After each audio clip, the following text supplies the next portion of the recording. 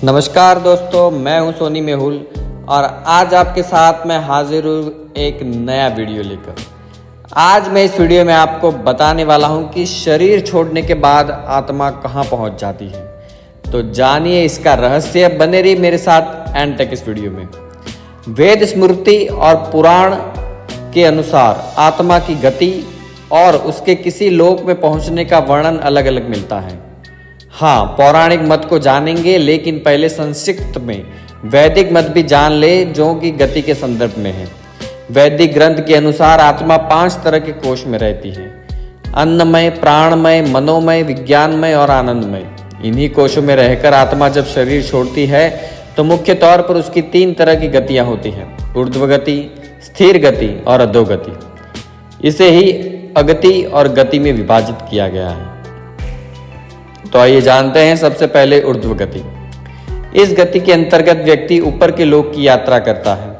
ऐसा वही व्यक्ति कर सकता है जिसने जागृत, स्वप्न और सुषुप्ति में खुद को साक्षी भाव में रखा है या निरंतर भगवान की भक्ति की है। ऐसे व्यक्ति पितृ या देव योनि के सुख भोग कर पुनः धरती पर जन्म लेता है। दूसरा है स्थिर गति।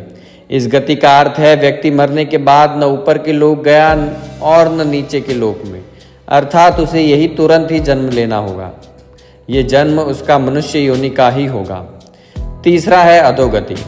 जिस व्यक्ति ने किसी भी प्रकार का पाप करके या नशा करके अपनी चेतना या होश के स्तर को नीचे गिरा लिया है, वह नीचे के लोकों की यात्रा करता है। रेंगने वाले कीड़े मकोड़े या गहरे जल में रहने वाले जीव जंतु अधोगति का ही परिणाम है।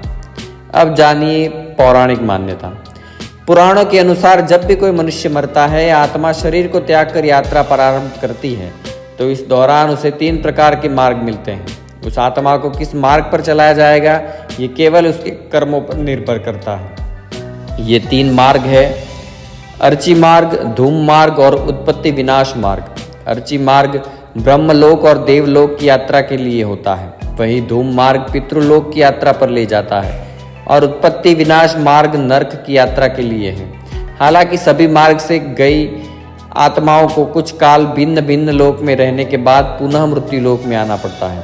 अधिकतर आत्माओं को यही जन्म लेना और यही मरकर पुनः जन्म लेना होता है। यजुर्वेद में कहा गया है कि शरीर छोड़ने के पश्चात जिन्होंने तप ध्यान किया है वे ब्रह्मलोक चले जाते हैं, अर्थात ब्रह्मलीन हो जाते हैं। कुछ सत्कर्म करने वाले भक्तजन स्वर्ग चले जाते हैं, स्वर्ग अर्थात वे देव बन जाते हैं। राक्षसी कर्म करने वाले कुछ प्रेत योनि में अनंत काल तक भटकते रहते हैं और कुछ पुनः धरती पर जन्म ले लेते हैं। जन्म लेने वालों में भी जरूरी नहीं कि वे मनुष्य योनि में ही जन्म ले, इससे पूर्व ये सभी पितृलोक में रहते हैं, वही उनका न्याय होता है। आत्मा 17 दिन तक यात्रा करने के पश्चात 18वें दिन यमपुरी पहुंचती है। गरुड़ पुराण में यमपुरी के इस रास्ते में वैतरणी नदी का उल्लेख मिलता है। वैतरणी नदी विष्ठा और रक्त से भरी हुई है। जिसने गाय को दान किया है वो इस वैतरणी नदी को आसानी से पार कर यमलोक पहुंच जाता है, अन्यथा इस नदी में वे डूबते रहते हैं और यमदूत उन्हें निकाल कर धक्का देते हैं।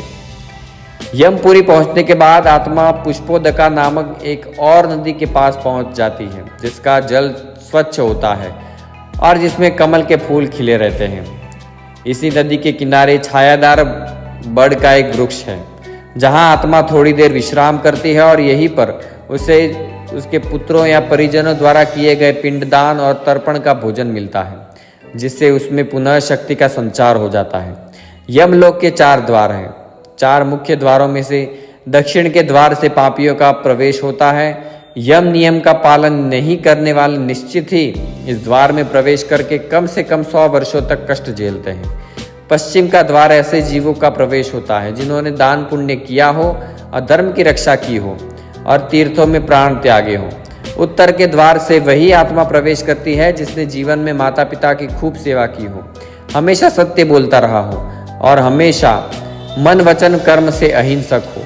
पूरब के द्वार से उस आत्मा का प्रवेश होता है जो योगी, ऋषि, सिद्ध और सुबंध है। इसे स्वर्ग का द्वार कहते हैं और इस द्वार में प्रवेश करते ही आत्मा का गंधर्व, देव, अप्सराएं स्वागत करती है। माना जाता है कि जब कोई व्यक्ति मरता है तो सबसे पहले वह गहरी नींद के हालात में ऊपर उठने लगता है। जब आंखें खुलती है तो वो स्वयं की स्थिति को समझ नहीं पाता है। कुछ जो होशवान है वो समझ जाते हैं मरने के 12 दिन के बाद यमलोक के लिए उसकी यात्रा शुरू होती है। वो हवा में स्वतः ही उठता जाता है और जहाँ रुकावट होती है वही उसे यमदूत नजर आते हैं जो उसे ऊपर की ओर गमन कराते हैं। आत्माओं के मरने की दिशा और उसके कर्म और मरने की तिथि अनुसार तय होती है। जैसे कृष्ण पक्ष में देह छोड़ दी है तो उस काल में दक्षिण और उसके पास के द्वार खुले होते हैं, लेकिन यदि शुक्ल में देह थोड़ी है तो उत्तर और उसके आसपास के द्वार खुले होते हैं, लेकिन तब कोई नियम काम नहीं करता जबकि व्यक्ति पाप से भरा हो। शुक्ल में मरकर भी वह दक्षिण दिशा में गमन करता है। इसके अलावा उत्तरायण और दक्षिणायन सबसे ज्यादा महत्व होता है। उत्तरायण में मरने वाले 4 द्वारों, 7 तोरणों तथा पुष्पोदका, वेवस्वती आदि सुरम्य नदियों से पूर्ण अपनी पुरी में पूर्व, पश्चिम तथा उत्तर के द्वार से प्रविष्ट होने वाले पुण्यात्मा को भगवान विष्णु के दर्शन होते हैं, जो शंख, चक्र, गदा, पद्मधारी, चतुर्भुज, नीलाम रूप में रहने वाले अपने महाप्रसाद में रत्नासन पर दर्शन देते हैं। ऐसी शुभ आत्मा स्वर्ग का अनुभव करती है और उसे शांति व स्थिरता मिलती है। स्वर्ग में रहने के पश्चात वो किसी अच्छे समय में पुनः अच्छे कुल और स्थान में जन्म लेती है।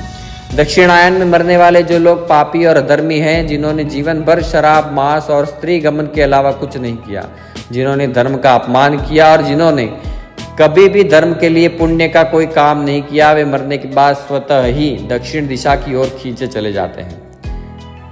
ऐसे पापियों को सबसे पहले तप्त लोहद्वार तथा पूरी शोणित एवं क्रूर पशुओं से पूर्ण वैतरणी नदी पार करानी होती है। नदी पार करने के बाद दक्षिण द्वार से भीतर आने पर वे अत्यंत विस्तीर्ण सरोवरों के समान, नेत्र वाले धूम्रवर्ण प्रलय मेघ के समान गर्जन करने वाले ज्वालामय रोमधारी, बड़े तीक्ष्ण प्रज्वलित दंतयुक्त संडसी जैसे नखों वाले, चर्म वस्त्रधारी, कुटिल भ्रुकुटी भयंकरतम वेश में यमराज को देखते हैं। वहां दौरतर पशु तथा यमदूत उपस्थित मिलते हैं।